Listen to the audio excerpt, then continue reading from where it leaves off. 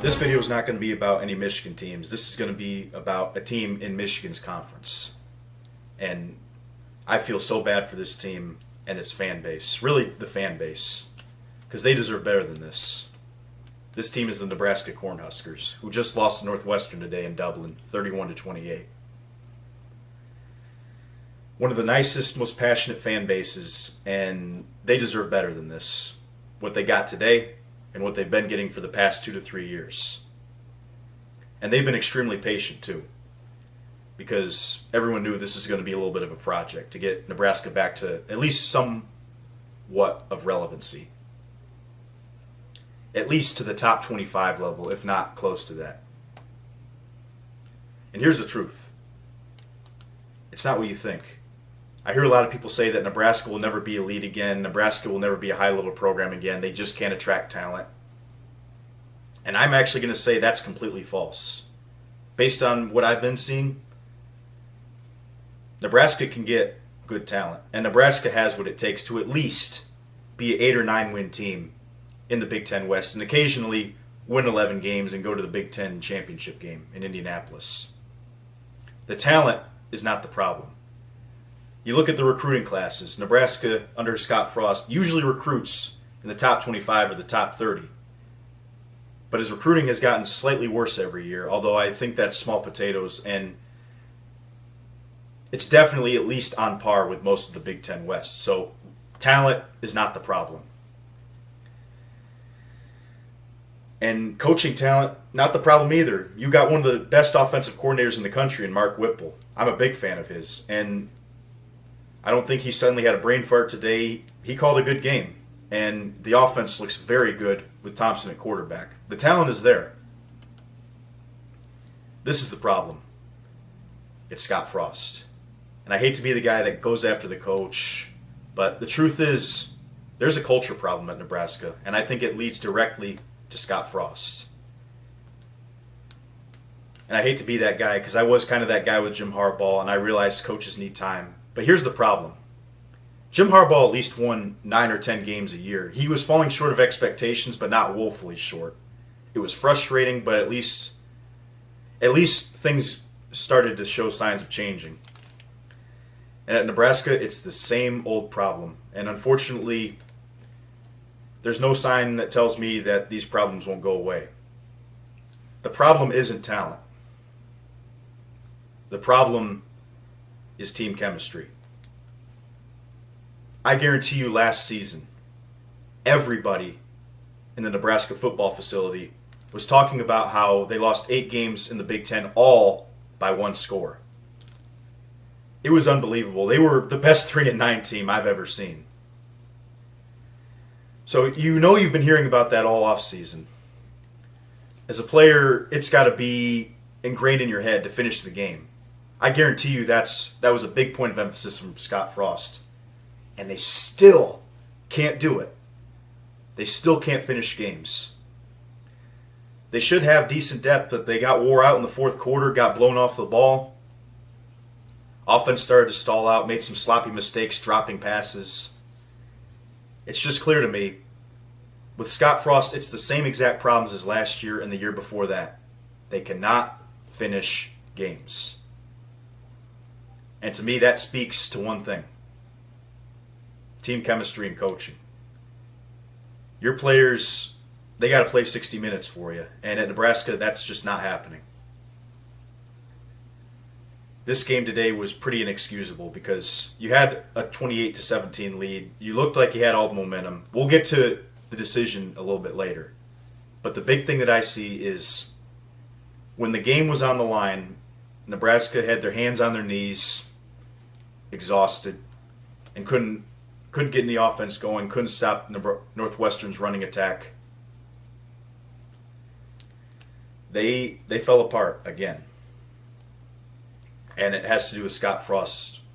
You wonder, the players throwing up in the offseason, Scott Frost making comments about that. You just wonder, too, what do these players really think of Scott Frost? You know, is it kind of a Matt Patricia situation where the coach walks in there, you know, he thinks he's the big man on campus and he doesn't really earn the players' respect?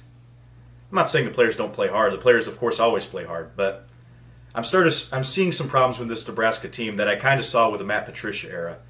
Inability to finish games, just absolutely dog fatigued by the fourth quarter.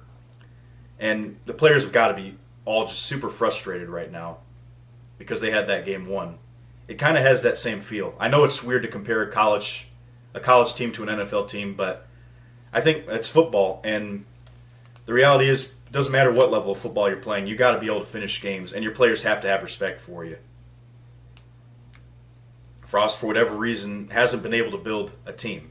Don't get me wrong, he's been able to build a collection of talented individuals, but he hasn't built a team. Whereas Pat Fitzgerald does the exact opposite. He doesn't get the most talent, but man, he can build a team. And I'd argue that he's the best coach in the Big Ten, actually, based off of the talent he gets. Northwestern used to be a team known for 27-game losing streaks, and now they're a team that can win 10 or 11 games a year, which is pretty incredible. And it's all thanks to Pat Fitzgerald. And you just notice the players on the sideline for Northwestern are jumping up and down. They're going crazy. But you look at Nebraska, they're just standing there kind of coy, observing. And that's the difference. That's why one team finished the game and the other team did. Even more on Scott Frost, though. Not only can this team not finish games, but Frost has a chronic issue with mismanagement, almost to James Franklin levels. That onside kick was a terrible, terrible idea. And no, it's not just because hindsight's 20/20. It's because I've seen this movie before. Bills versus Oilers, 1991. Oilers have a 35-3 lead.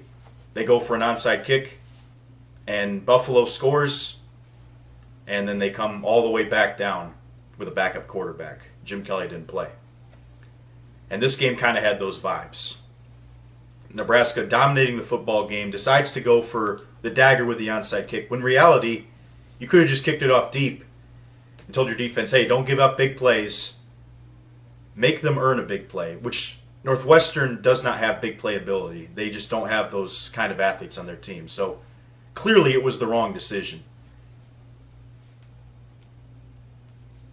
And that's what allowed Northwestern to get back in the game and win it.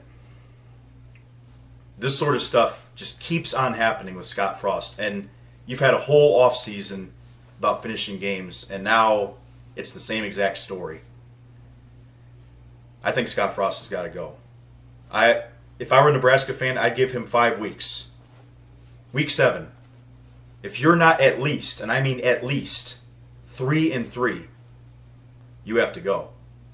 This team has to make a bowl game this year for Scott Frost to keep his job. And it's really disappointing because the expectations were higher, and they should be higher. This team has plenty of talent on both offense and defense, but they can't finish the game.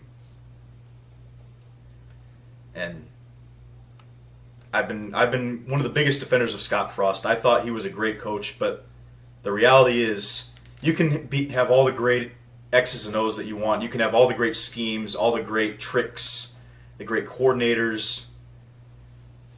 But if those men in the locker room don't like you as a leader, they're not going to play as a team. And if you exhaust them, they're not going to be able to finish games. That's just it. So, clearly, Scott Frost is on his last legs, in my opinion. And these are a critical next few weeks for him. Otherwise, I think you have no choice but to move on from him if you're in Nebraska. And it's just so unfortunate because there was so much hope when he came here with a 12-0 record. And as a Big Ten fan, I was excited to see Nebraska back and at least winning 9 or 10 games a year, getting back to respectability. Not getting to the 90s dominance, but taking a step towards that definitely makes the conference more fun. But that's just it. Nobody in the Big Ten West seems to emerge. And Nebraska had the perfect opportunity to be that team. But Scott Frost, he's not cut out for this. That's just the reality. But Nebraska absolutely can get back to national relevancy if they can get a man that the locker room likes and a good game manager. That's simply it. 5 more games. You don't win at least half of them, you're gone. So that's that. All right, thank you all for watching. Michigan plays next week. Very excited about that against the Colorado State Rams. And we'll talk about the quarterback situation in just a little bit. But thank you all for watching. Go Blue, and have a good night.